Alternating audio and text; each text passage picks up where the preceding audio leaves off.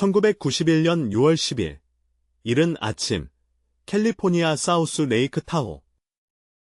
11살의 제이시 리 듀가드, 제이시 이 도거드는 밝고 생기 넘치는 삶을 믿으며 살던 소녀였다. 그러나 그녀는 자신이 끔찍한 납치와 18년간의 감금의 희생자가 될 줄은 상상도 하지 못했다. 이 사건은 가해자와 공범의 비인간적이고 비도덕적인 행동으로 인해 전 세계 사람들에게 충격을 안겨주었다.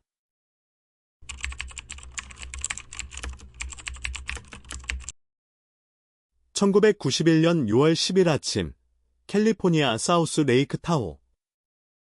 제이시 리 듀가드, 밝고 생기 넘치던 11살 소녀는 자신이 끔찍한 납치 사건의 피해자가 되어 18년 동안 감금될 줄은 상상조차 하지 못했습니다.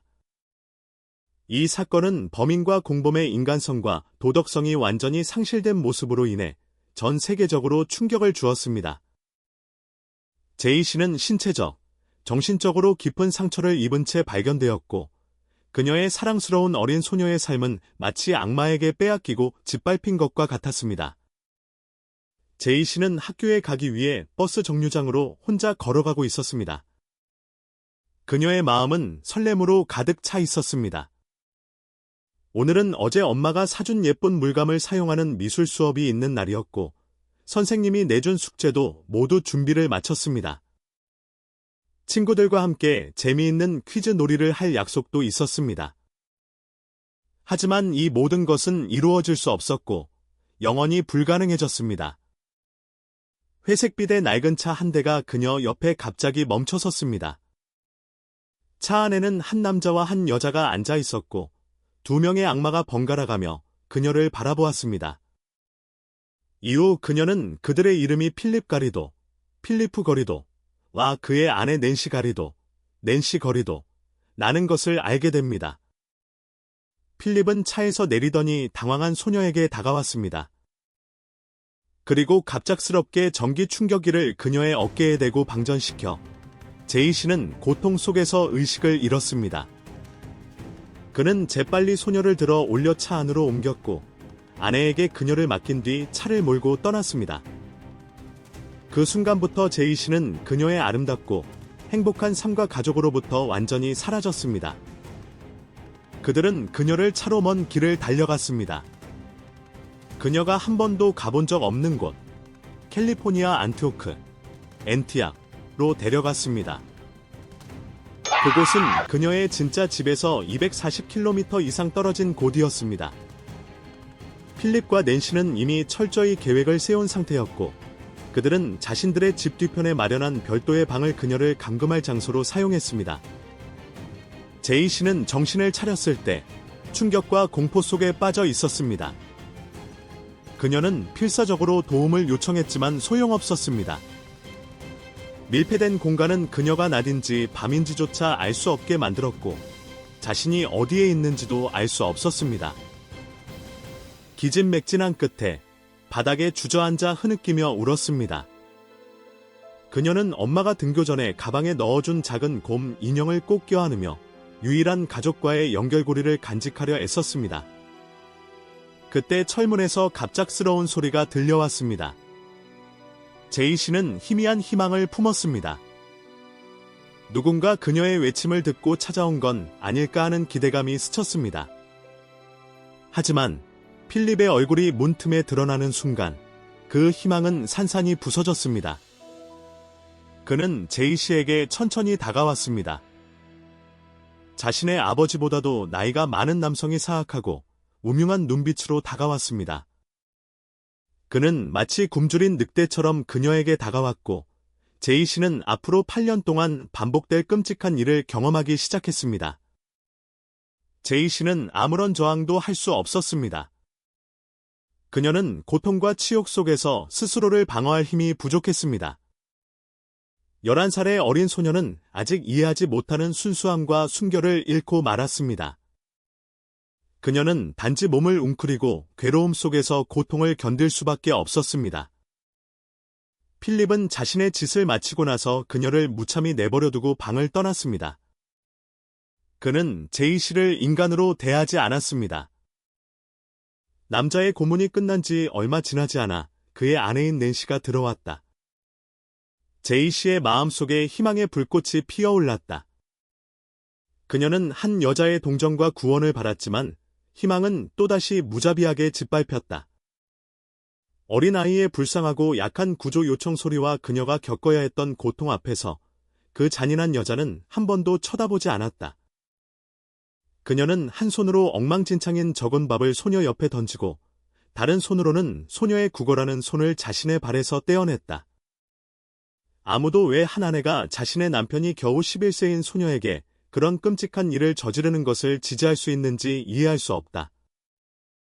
제이 씨의 어머니와 가족, 다른 구성원들은 경찰에 신고했지만 소녀가 납치된 장소에는 전혀 유용한 단서가 없었고 그녀가 어디에서 실종되었는지 무슨 일이 있었는지 알 수 없었습니다.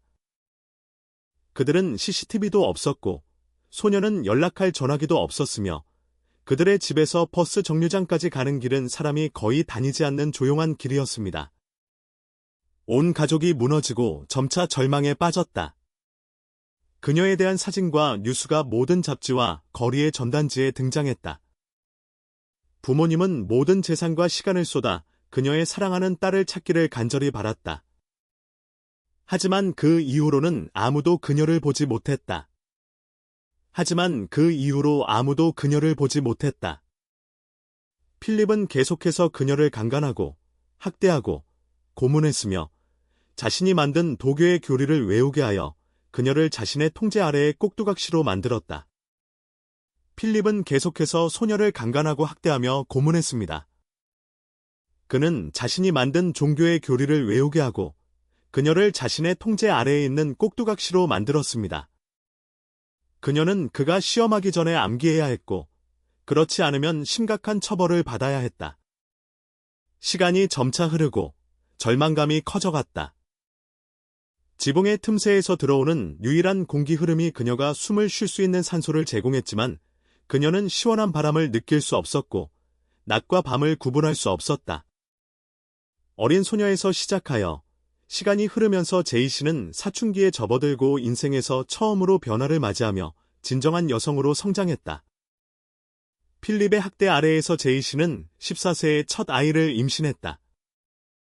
외부 세계와 고립되고 보호받지 못하며 저항할 힘도 지식도 보충할 수 없는 그녀의 몸은 점차 약해지고 아팠다. 낸시는 소녀를 경멸과 차가운 눈빛으로 바라보며 소녀에게 선언했다. 너는 여기서 아이를 낳을 것이고 어떤 요구도 할 수 없어. 기억하세요. 당신은 우리에게 속합니다. 기억해. 너는 우리에게 속해. 제이 씨가 첫 딸을 매우 열악한 환경에서 낳았고 몇 년 후 또 다른 딸을 낳았다. 제이 씨는 매우 열악한 환경에서 첫 딸을 낳았고 몇 년 후에 또 다른 딸을 낳았다. 그녀는 극한의 조건에서 자신의 아이들을 키우기 위해 노력했다. 제이 씨는 두 딸을 낳을 때까지 강제로 아이를 낳아야 했고 그 아이들은 어머니와 함께 갇혀 있었으며 병약하고 병들어 있었다. 그들은 매일 어머니가 괴롭힘과 학대를 당하는 모습을 목격하며 두 사람 모두 심리적으로 심각한 영향을 받았고 잔인한 아버지에게 두려움과 복종을 느꼈다. 그럼에도 불구하고 그녀는 항상 학대받지 않는 짧은 순간을 이용해 아픈 몸을 무시하고 두 아이에게 지금까지 기억할 수 있는 소중한 것들을 이야기해 주었다. 그녀의 가족, 두 아이의 외조부모에 대해. 필립은 점점 통제를 잃어가고 있으며 제이 씨가 두 딸을 그로부터 보호해야 할 뿐만 아니라 그는 교조적인 언사로 교단을 발전시키려는 계획을 세우기 시작했지만 그의 연설에서는 비현실적이고 비인도적인 방식으로 이를 설명하고 있다. 필립은 점점 통제를 잃어가고 있었고 제이 씨가 두 딸을 그로부터 보호해야 할 뿐만 아니라 그는 교조적인 언사로 교단을 발전시키려는 계획을 세우기 시작했지만 자신의 연설에서는 비현실적이고 비인도적인 방식으로 이를 설명했다. 그가 더 큰 계획을 실행하고 신실한 척하는 지지자들이 필요해지기까지 그는 제이 씨와 그녀의 두 딸을 밖으로 데리고 나가 그가 만든 전도회에 참석시켰다. 8년 만에 처음으로 태양빛을 다시 본 제이 씨는 자신의 눈을 오랫동안 감싸고 적응할 때까지 기다렸다. 그녀는 평생 다시 한번 느끼고 싶었던 것을. 8년 만에 처음으로 햇빛을 다시 보게 된 제이 씨는 그것에 적응할 수 있을 때까지 자신의 눈을 꼭 껴안았고, 이는 그녀가 평생 다시 느끼고 싶었던 것이었다. 제이 씨는 필립과 낸시의 철저한 통제 아래 놓여 있었고, 그녀와 두 아이들은 자신의 신분이나 생활에 대해 입 밖에 내지 말라는 위협을 받았다. 만약 그녀나 아이들이 말을 듣지 않으면 다시 갇히고 학대받으며 굶주리게 될 것이다. 오랜 세월 감금 생활로 건강이 약해진 세 모녀는 반항할 힘조차 없었다. 그러나 제이 씨의 강인한 생명력은 그녀가 스스로 만든 희망이었다. 그녀는 단 한순간도 구조 요청의 기회를 찾기 위해 쉬지 않았다. 희망이 없을 때 바로 내가 내 희망이다. 별표 2009년 8월 24일 필립은 자신의 종교 활동 목표를 캘리포니아 대학교로 옮겼다. 그는 제이 씨와 두 딸을 데리고 버클리 캘리포니아 대학교에 가서 종교 행사를 위한 허가를 신청했다. 필립의 위협에 떨고 있는 두 딸과 제이 씨의 두려운 모습은 대학 직원들의 의심을 사기에 충분했지만 그는 재빨리 문제를 회피했다. 제이 씨는 이것이 기회임을 깨달았다. 필립이 서류를 검토하는 동안 그녀는 즉각적으로 구조 신호를 보냈다. 대학 직원은 필립의 이상한 행동과 제이 씨의 간절한 눈빛을 알아차리고 곧바로 경찰에 신고했다. 별표 경찰은 캘리포니아 대학교에서 학대 의심 사건이 있다는 신고를 받았다. 피해자는 가해자와 함께 대학 캠퍼스에 있다는 내용이었다. 가까운 지역에서 순찰 중이던 팀이 즉시 사건을 확인하러 출동했다. 신고자는 대학 사무실 직원으로 그녀는 필립과 낸시, 그리고 세 모녀가 대강당 방문 중이라는 위치를 명확히 알려주었다. 하지만 경찰이 도착했을 때 그들은 이미 몇 분 전에 자리를 떠난 상태였다. 제이 씨는 실망스러운 마음으로 돌아왔고 세 모녀는 다시 어두운 방에 갇혔다. 밖에서 잠긴 문소리가 들리며 그녀는 거의 좌절했다.